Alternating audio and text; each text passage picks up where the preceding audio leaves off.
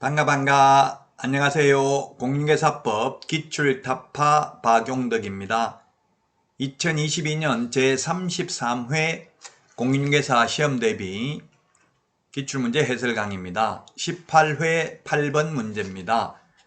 결격사유는 해마다 시험에 출제됐습니다. 결격사유에 해당하는 자, 즉 개업을 하거나 취직할 수 없는 결격사유를 말합니다. 자격 취득할 수 없는 것을 말하는 게 아니고요. 자, 1번 자격을 취득하고 10년이 지났든 20년이 지났든 개업할 수 있습니다.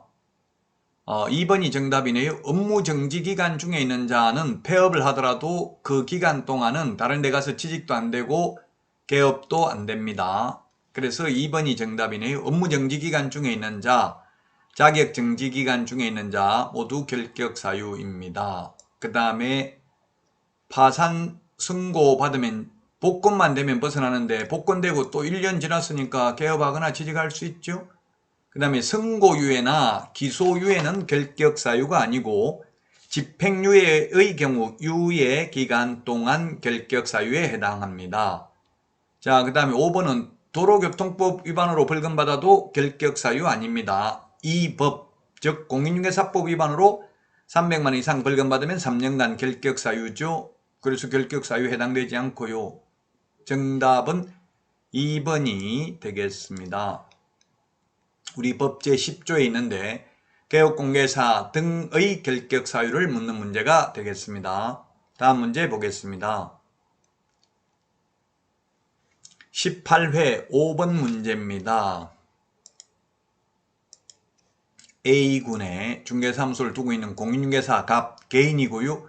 을이 법인이고요. 그 다음에 분사무소 책임자 병, 소속공개사 정에 대해서 옳은 것입니다. 1번 갑은 B군에 분사무소를 둘 수 있다라고 했는데 갑은 공인중개사인 개업공개사이기 때문에 아예 분사무소 둘 수 없습니다. 분사무소는 법인만 둘 수 있습니다. 그래서 1번 틀렸고요. 자, 그 다음에 임시중개시설물 뜻다방 설치하면 등록 취소될 수 있고 1년 이하의 징역이나 1,000만 원 이하의 벌금입니다. 따라서 틀렸고 3번 을이 B군에 분사무소 두고자 하는 경우에는 B군 군수에게가 아니라 A군 군수에게 병의 자격증 서류를 제출해야 된다. 자격증 사본은 제출하지 않습니다. 등록신청 분사무소 설치신고 그 다음에 소속공개사 고용신고할 때 자격증 사본 제출하지 않습니다. 왜냐하면 전자적 처리가 가능한 방법으로 작성 관리되고 있기 때문에 제출할 필요가 없습니다. 정답은 4번이 되겠네요. 을은 법인이죠. 을이 B군, C군, D군에 각각 1개소의 분사무소를 설치할 수 있다. 분사무소는 주된 사무소가 속한 시군구를 제외한 시군구별로 설치하되 시군구별로 1개소를 초과할 수 없습니다. 5번 병과 정은 업무개시 전에 연수교육을 받아야 된다. 병은 책임자고 정은 소속공개사거든요. 연수교육이 아니라 실무교육을 받아야 됩니다. 그래서 X고요. 정답은 4번이 되겠습니다. 실무교육은 미리 받아야 되는 사전교육이고 연수교육은 현업에 종사하고 있는 분들이 받아야 되는 교육이 되겠습니다. 이게 지금 3번 해설이 잘못됐네요. 3번 해설에 실무교육 수료증 사본을 A군 군수에게 제출해야 된다 했는데 물론 A군 군수에게 신고해야 되는 건 맞는데 실무교육 수료증 사본은 제출하지 실무교육 수료증 제출하는 건 맞네요. 자격증 제출하지 않죠? 네, 맞습니다. 3번 해설. 자격증 사본은 제출하지 않습니다. 실무교육 수료증은 제출해야 되고요. 자격증은 전자적 처리가 가능한 방법으로 작성 관리되고 있기 때문에 제출할 필요 없습니다. 우리 프린트 51번에 보면 등록신청 분사무소 설치신고 소속공개사 고용신고 1, 2, 3번은 자격증 사본 제출하지 않습니다. 네, 그래서 3번 실무교육 수료증은 주된 사무소 등록관청에 제출하는 거 맞습니다.